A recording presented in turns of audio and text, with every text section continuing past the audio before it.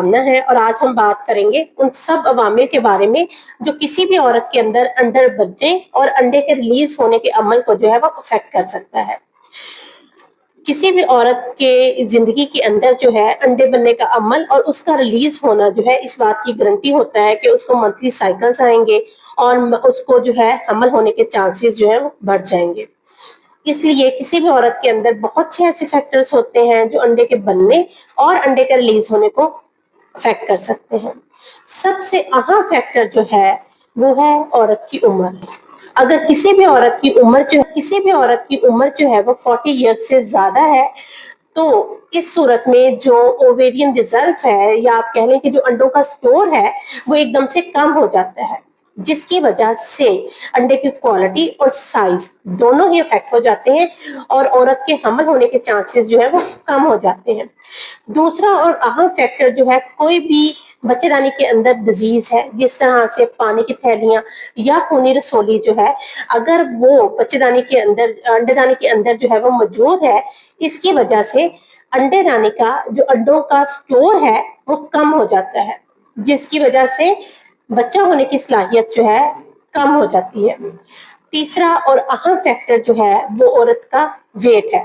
अगर तो औरत का वेट जो है वो हेल्दी रेंज के अंदर है, नॉर्मल वेट है, तो इस सूरत में ज्यादा चांसेस ये हैं कि अंडे का बनना और रिलीज होना वो नॉर्मल होगा।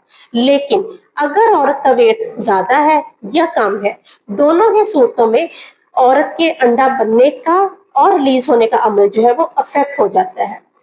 चौथा और अहम फैक्टर जो है वो स्लीप डिस्टरबेंस या इमोशनल डिस्टरबेंस, ये सारी कंडीशंस हैं जिसके अंदर स्ट्रेस हार्मोन्स का लेवल जो है वो बढ़ जाता है।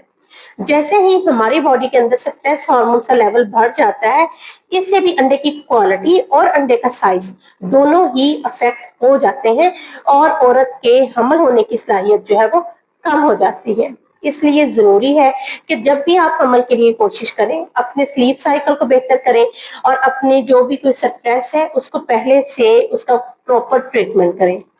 और सबसे अहम फैक्टर ये है कि हमारी बॉडी के अंदर डिफरेंट किस्म के हार्मोन्स होते हैं जो अंडा बनने के अमल के अंदर जो है वो असरअंदाज होते हैं। इनमें से दो अहम हार्मोन का मैं जिक्र करूंगी, एक टीएसएच और प्रोलैक्टिन। टीएसएच एक ऐसा हार्मोन है जो गिल्लड़ के मरीज होते हैं उनके अंदर कम या ज्यादा हो सकता है। इसका हार्मोन का लेवल नॉर्मल रेंज में होना बहुत जरूरी है, क्योंकि ये भी अंडे के बनने और रिलीज होने के अमल को अफेक्ट करता है। इसके अलावा एक और हार्मोन है जो कि प्रोलैक्टिन है। प्रोलैक्टिन के हार्मोन से हमें ये पता चलता है कि हमारा अंडे की जो क्वालिटी है वो कैसी है। अगर प्रोलैक्टिन का हार्मोन जो है वो नॉर्मल रेंज में नहीं है तो ये भी अंडे के रिलीज को और साइज को अफेक्ट करेगा।